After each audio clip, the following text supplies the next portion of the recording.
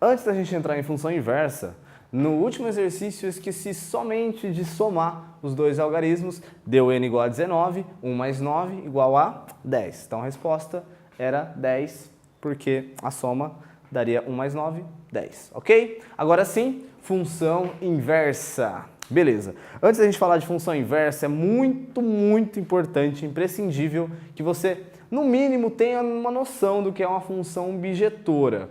Então, é interessante que você vá até o vídeo de função injetora, sobrejetora, bijetora, para entender como funciona, porque uma função, ela possui inversa somente se essa função for bijetora, senão ela não possui inversa. Tenho aqui uma situação, domínio conjunto A contra domínio conjunto B. Tenho 4 elementos no conjunto A, chegando exatamente em 4 elementos do conjunto B, ou seja, uma função bijetora. Não tem ninguém sobrando no contradomínio. Cada elemento do conjunto A está chegando num elemento diferente do conjunto B e vice-versa. Então, função bijetora. A função inversa, que eu vou chamar de f a menos 1, vai inverter. O que era domínio vai passar a ser imagem, ou contradomínio, e vice-versa. Então ela vai ser representada da seguinte forma. O conjunto B vem para o lado esquerdo, passa a ser domínio, o conjunto A vai para o lado direito, passa a ser a imagem, e os mesmos elementos que estavam chegando, eles só vão trocar de posição. Ao invés do elemento que estava aqui no A chegar no B, o elemento que está no B vai chegar no A. E a gente vai chamar essa função de f a menos 1, que será a nossa função inversa. Bom, agora eu vou ensinar para vocês como encontrar a inversa de uma função. Existem 4 passos. O primeiro é esse. Não, tô brincando. Primeiro passo, chamar a função f de x ou g de x, ou enfim, no caso geralmente é f de x, você vai chamar f de x de y. Depois você vai fazer uma troca, vai trocar o x por y e o y por x. Vai isolar o y e ao final vai chamar o y de f a menos 1 de x. Então vamos lá, com calma, bonitinho. Nosso exemplo aqui, f de x igual a 3x menos 6. Primeiro passo, chamar f de x de y. Então, no lugar da f de x, eu vou colocar y. y igual a 3x menos 6. Então, ó, daqui até aqui, pronto. Já fiz o primeiro passo, super simples. Segundo passo, troca x com y e y com x. Não é passar o x para um lado e o y do outro. Não é isso. É no lugar do x você coloca y e no lugar do y você coloca x. Então, aqui eu vou colocar x e aqui eu vou colocar y. E pronto.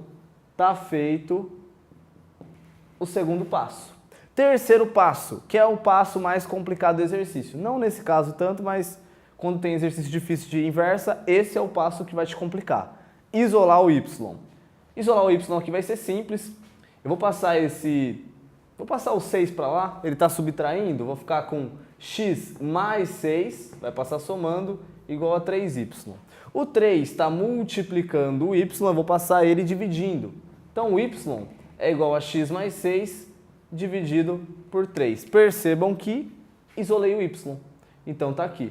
Passo número 3. Beleza também. Último passo, super simples, só para deixar bonitinho. No lugar do y, eu vou colocar f a menos 1 de x. Então eu vou ficar aqui com f a menos 1 de x é igual a x mais 6 sobre 3. Esse é o passo número 4 e último. Então, a minha função inversa nesse caso é x mais 6 sobre 3. Por que foi tão fácil encontrar a inversa nesse caso? Porque essa é uma função do primeiro grau. Função do primeiro grau é sempre bijetora. Então fica muito simplesinho de encontrar. Há questões difíceis de inversa? Há questões muito difíceis de inversa. Para a sorte de vocês, é muito difícil cair uma questão, por exemplo, do segundo grau de inversa. Mas essa próxima que eu vou resolver pode cair também. Tenho aqui g de x igual a 4x menos 1 sobre 3x menos 2. Primeiro passo, qual que é? No lugar da f de x, eu vou colocar y. No caso, não é f de x, é g de x. Mas beleza também, vou colocar aqui y igual a 4x menos 1 sobre 3x menos 2. Está feito o primeiro passo. Segundo passo. Segundo passo, no lugar do x eu coloco y, no lugar do y eu coloco x. Então eu vou ficar com x igual a 4y menos 1 sobre 3y menos 2. Pronto, está feito o segundo passo. Agora vai ser um pouco complicado. A gente vai isolar o y. O problema é o seguinte, quantos y eu tenho aqui? 2. Como que eu isolo 2y? Sendo que eles estão numa fração ainda. Então vamos lá, vamos com calma, presta atenção, segue exatamente esses passos que sempre vai dar certo quando você tiver uma função com fração. Então primeira coisa, vou pegar e multiplicar em x, né, porque não é uma cruz, vou multiplicar em x ali, vou fazer o x vezes isso que está aqui embaixo e essa expressãozinha vezes 1. Então vamos lá. X vezes 3y vai ficar 3xy. X vezes menos 2 vai ficar menos 2x. 1 vezes aquilo vai ser exatamente aquilo, 4y menos 1. Depois de fazer isso, você vai deixar todos os valores, os termos que tiver y do lado esquerdo e o restante do lado direito, ou vice-versa. Então eu vou copiar aqui o 3xy, vou trazer o 4y para cá, ele vai ficar negativo. Vou passar o 2x para lá, então vai ficar 2x menos 1. O segredo está nesse instante. Se você acertar esse instante, já era. Você matou a questão. Agora é o seguinte, eu tenho y separados aqui, um está com x, o outro não. Basta que eu coloque o y em evidência e aí vai ficar tudo certo. Colocando o y em evidência aqui, ele está multiplicando 3x no primeiro, então 3x, e no segundo, menos 4. 3x menos 4 igual a 2x menos 1. Pronto, ó. Isolei o y, praticamente, só está faltando uma coisa. Pego esse valor que está multiplicando e passo dividindo. Então, y vai ser 2x menos 1 dividido por 3x menos 4. Então, tudo isso daqui foi o nosso passo número 3, que é o que dá mais trabalho. Para finalizar, o passo 4 é muito simples. No lugar do y, eu coloco normalmente f a menos 1 de x. Dessa vez, eu vou colocar g a menos 1 de x. Então vai ficar g a menos 1 de x igual a 2x menos 1 sobre 3x menos 4. Esse é o meu passo 4.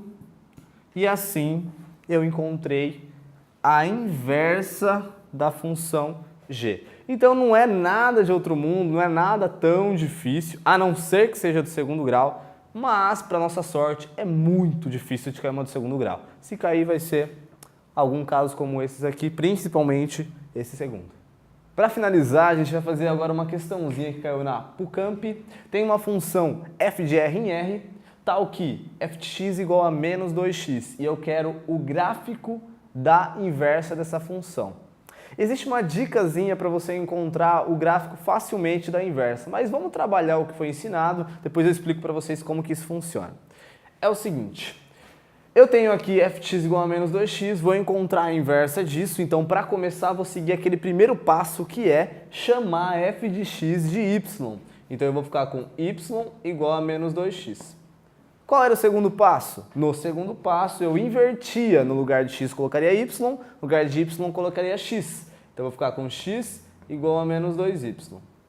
No terceiro passo eu isolaria o y, vai ser super simples aqui. Vai ficar y igual a menos x sobre 2. E no último passo eu chamo o y de f a menos 1, vou ficar com f a menos 1 de x igual a menos x sobre 2. Então eu tenho aqui a f de x, tenho a f a menos 1 de x, basta fazer o gráfico. Então, vamos a ele.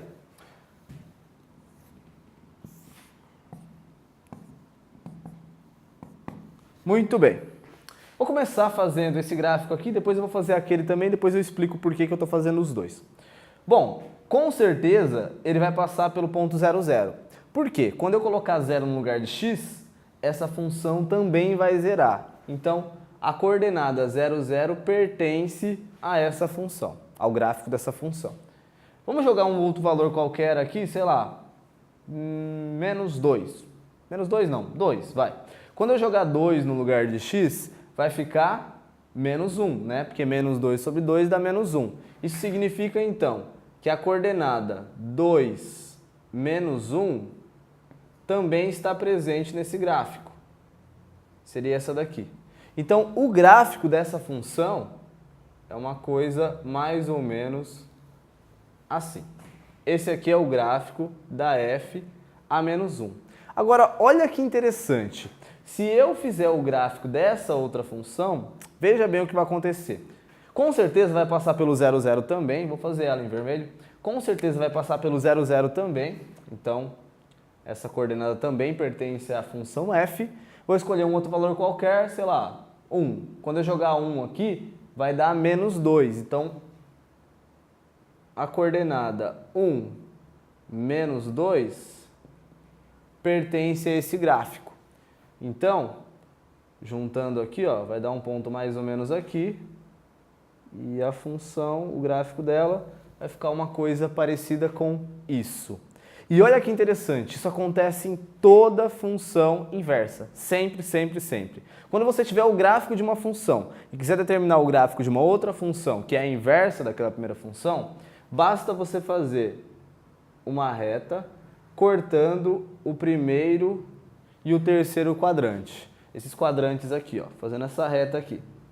Perceba que a reta preta, ela é simétrica à reta vermelha em relação a esse quadrante. O ângulo formado entre elas duas aqui é o mesmo que o ângulo formado entre essas. Num outro exemplo, só para ficar um pouquinho mais claro, se eu tivesse uma reta assim, por exemplo. Estou com uma reta assim. Vou mudar um pouquinho ela para não ficar tão lá embaixo. Essa reta aqui. Se eu tivesse essa reta, bastava eu fazer esse pontilhado.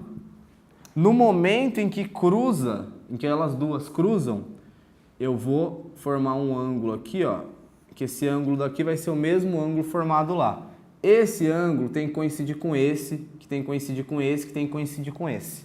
Então, se essa daqui é a função f, essa daqui seria a f a menos 1. Então, uma construção rápida de função inversa é você tem o gráfico de uma, traça essa reta que é bissetriz do primeiro e terceiro quadrantes, e aí você traça uma outra reta simétrica àquela primeira reta em relação a essa reta bissetriz. Ok? Bom, pessoal, essa foi nossa aula de função composta e função inversa. Vejo vocês em outras aulas de funções. Até a próxima. Tchau!